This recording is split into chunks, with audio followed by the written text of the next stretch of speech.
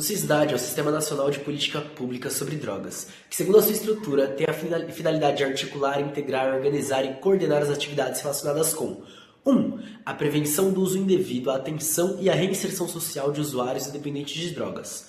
2. A repressão da produção não autorizada e do tráfico ilícito de drogas.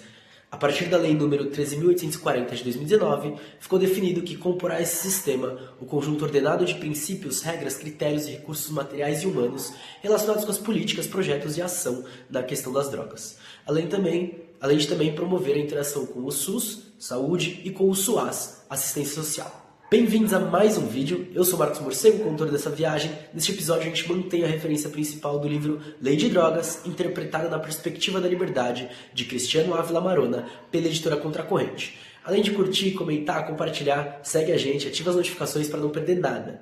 Além desse trampo, produzimos lives e podcasts nas mais variadas plataformas, segue a gente também nelas. O apoio vai aparecer por aí para quem quiser fortalecer a gente financeiramente, para a gente dar continuidade ao nosso projeto. Minha história tá escrita, muita luta e fumaça, pensando em fazer o bem, mas sem dar mole pra ninguém. Então assim eu vou vivendo, e quanto mais o tempo passa, eu vou fazendo a minha parte, sei que assim as coisas vêm. A partir de 2016, o SISDAD começa a ter mais atuação, por meio de decretos e outras espécies de atos administrativos que prevêem sua composição e suas competências, mas sendo utilizado para atuar acima da lei várias vezes. Trata-se de uma opção política deliberada, uma ação que foi muito utilizada por Bolsonaro e sua turma, chamada de infralegalismo, a subversão das instituições, o abuso das prerrogativas. Um método em que não se altera a lei nem se altera a Constituição. É uma das pré-condições do sistema democrático que temos, principalmente com o populismo, em que se destrói parte das instituições e faz com que a própria lei deixe de ser aplicada. E essa opção política coincide com a ascensão conservadora que levou a extrema-direita de volta ao poder do Brasil, aquilo que sempre apresentamos sobre as possibilidades de estrutura de Estado e de governo no Brasil, além de, como diz Lara Lisboa Farias, o retorno de velhas práticas como o preconceito, a meritocracia e o racismo, e visa implementar essas mudanças por meio de reformas. Entretanto, quando se analisa a fundo os seus planos, o que se tem na verdade são políticas mascaradas de novidade, mas que são estritamente velhas, diga-se neoconservadoras, representando um retrocesso a tudo que já havia evoluído. A política de drogas brasileira é um dos grandes alvos contra-reformistas dessa nova direita. O SISDAD ele é composto pelo Conselho Nacional de Política sobre Drogas, CONAD, que é um órgão normativo de deliberação coletiva do sistema, vinculado ao Ministério da Justiça. A Secretaria Nacional de Política sobre Drogas, SEDAD, na qualidade de Secretaria Executiva do Colegiado. O Ministério da Saúde é quem atualiza as substâncias que causam dependência e apresenta instruções gerais sobre sua fiscalização, comércio e uso. E também é por lá que se decide sobre plantio, cultura e colheita de vegetais, dos quais se extraem essas drogas. Além da parte sanitária, atuação conjunta com o SUS, organizar atividades de redução, disciplinar serviços públicos e privados, e gerir, em articulação com o SEDAD, o banco de dados das instituições de atenção à saúde e de assistência social que atendam usuários ou dependentes de drogas. O Ministério da Educação, junto com o da Saúde, a Secretaria de Direitos Humanos da Presidência e a SEDAD, fornece formação para profissionais da educação em todos os níveis, sobre prevenção, sobre abuso, e também apoiar os dirigentes das instituições de ensino público e privado na elaboração de projetos pedagógicos que sejam alinhados às diretrizes curriculares nacionais e aos princípios de prevenção do uso indevido de drogas, de atenção e reinserção social de usuários dependentes, além de ser quem faz também esse contato com as famílias. O Ministério da Justiça vai trabalhar com a repressão da produção e venda de drogas e quem vai propor uma certa atualização da Política Nacional sobre Drogas na esfera de sua competência. É quem apresenta um sistema de dados estatísticos e o responsável por gerenciar, além de articular, as políticas de prevenção, atenção e também de reinserção social. Por último, vai gerir o Fundo e o Observatório Brasileiro de Informações sobre Drogas. E aí a gente tem também o Ministério da Cidadania, que é articulação, coordenação, supervisão, integração e proposição das ações do governo e do Sistema Nacional de Políticas Públicas sobre Drogas, SISDAD, quanto aos aspectos relacionados ao tratamento, à recuperação e à reinserção social dos usuários dependentes. atuando no campo da educação, informação, campanhas de prevenção, construir a rede integrada, avaliar as tentativas terapêuticas e reduzir os danos sociais. Para o exercício dessas competências, foi criada a Secretaria Nacional de Cuidados e Prevenção às Drogas, pertencente à estrutura organizacional do Ministério da Cidadania, artigo 46 do anexo 1 do Decreto número 10.357/20.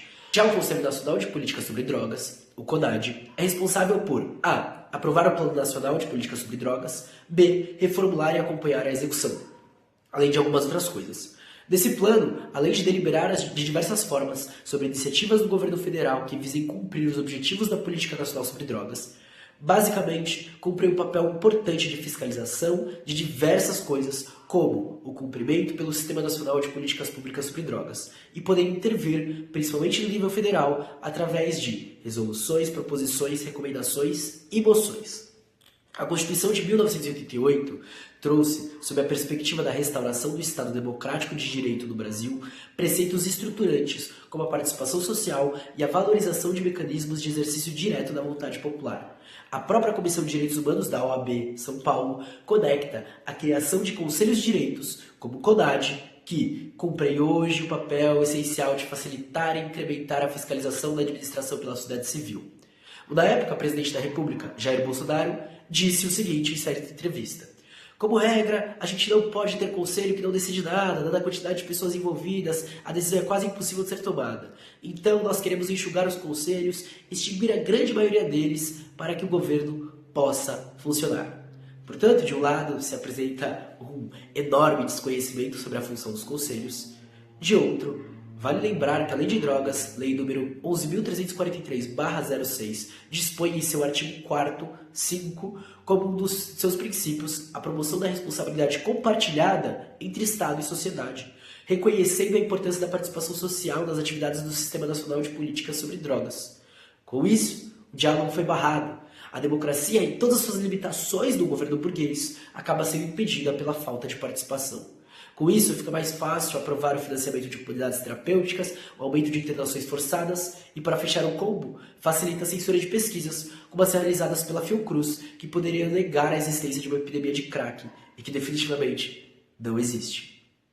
Ao fim e ao cabo, as populações mais afetadas pela guerra às drogas terão ainda menos voz e menos vez nos espaços onde as políticas públicas sobre o tema são formuladas e debatidas. Estarão ainda mais expostas ao confinamento, seja pela via do encarceramento, seja pelo caminho da internação forçada. Portanto, o Conselho Federal da OAB questiona essa revogação que viola qualquer soberania popular e qualquer cidadania. Até o Observatório Brasileiro de Informações sobre as Drogas foi tirado do ar por determinado momento, com uma exclusão enorme de seu conteúdo. O SUS, que nasce de muita luta e enfrentamento, surge a partir da Constituição de 1988, em que a saúde se torna dever do Estado e direito de todos. Constitui o meio pelo qual o poder público cumpre o seu dever na relação jurídica de saúde, que tem no polo ativo qualquer pessoa e a comunidade, já que o direito à promoção e à proteção da saúde é também um direito coletivo. O Sistema Único de Saúde implica ações e serviços de instituições e órgãos, em todos os níveis de poder. Do atendimento integral, com prioridade para as atividades preventivas e de participação da comunidade, que confirma seu caráter de direito social, pessoal, de um lado, e de direito social coletivo, de outro. É também por meio dele que o poder público desenvolve uma série de atividades de controle de substâncias de interesse para a saúde e outras destinadas ao aperfeiçoamento das prestações sanitárias. E a gente também tem o SUAS, Sistema Único de Assistência Social, o sistema público que organiza os serviços de assistência social no Brasil. Com modelo de gestão participativa, articula os esforços e recursos dos 3 níveis de governo. São 2 tipos de proteção social organizados. A primeira é a proteção social básica, destinada à prevenção de riscos sociais e pessoais, por meio da oferta de programas, projetos, serviços e benefícios a indivíduos e famílias em situação de vulnerabilidade social. A segunda é a proteção social especial, destinada à família e indivíduos que já se encontram em situação de risco e que tiveram seus direitos violados por ocorrência de abandono, maus tratos, abuso sexual, uso de drogas e muito mais. O sistema de assistência social está presente na Constituição também prestando assistência a quem dela necessitar, independentemente da contribuição à Seguridade Social, e tem por objetivos a proteção à família, à maternidade, à infância, à adolescência e à velhice. trabalhando com a carência, integração ao mercado de trabalho, integração na vida comunitária. Ela há de realizar-se de forma integrada às políticas setoriais, visando o enfrentamento da pobreza, a garantia dos mínimos sociais. Rege-se pelos princípios da supremacia do atendimento às necessidades sociais, sobre as exigências de rentabilidade econômica, da universalização dos direitos sociais, a fim de tornar o destinatário da ação assistencial alcançável pelas demais políticas públicas. Respeito à dignidade da pessoa humana, à sua autonomia e liberdade e a seu direito a benefícios e serviços de qualidade, bem como a convivência familiar e comunitária, vedando-se de qualquer comprovação vexatória de necessidade. Igualdade de direitos no acesso ao atendimento, sem discriminação de qualquer natureza, garantindo-se equivalência às populações urbanas e rurais, divulgação ampla dos benefícios, serviços, programas e projetos assistenciais, bem como dos recursos oferecidos pelo poder público e dos critérios para sua concessão. São aquelas ações afirmativas do Estado, destinadas a superar as carências sociais e que estão submetidos a enormes bolsões de pobreza, incompatíveis com o Estado democrático de direito. Portanto, neste episódio, buscamos apresentar dois elementos. Em primeiro, de forma geral, o sistema referente à fiscalização e aplicação da lei de drogas, pontuando com muita firmeza como ele pode ser burlado e como interessa aos conservadores essa oportunidade. Como interessa ao neoliberalismo, a acumulação do capital, dar continuidade ao projeto de guerra às populações pobres, grupos e povos marginalizados. De outro, demonstrar que, mesmo com seus enormes limites, o Brasil apresenta um vasto poderio de redução de danos, não só na questão das drogas, mas em relação à violência e à mortalidade, que fazem parte dessa contradição de políticas de Estado assistenciais e políticas de Estado de morte, ou, enfim, a ausência de políticas assistenciais também. No próximo episódio, a gente vai dar prosseguimento para entender melhor esse sistema, seus objetivos e as políticas públicas praticadas por tudo o que integra. Então, queria aqui agradecer a presença geral, agradecer quem acompanhou, agradecer quem está aí curtindo, comentando, compartilhando. É nóis, até a próxima. Um grande beijo, apoia a gente, segue a gente.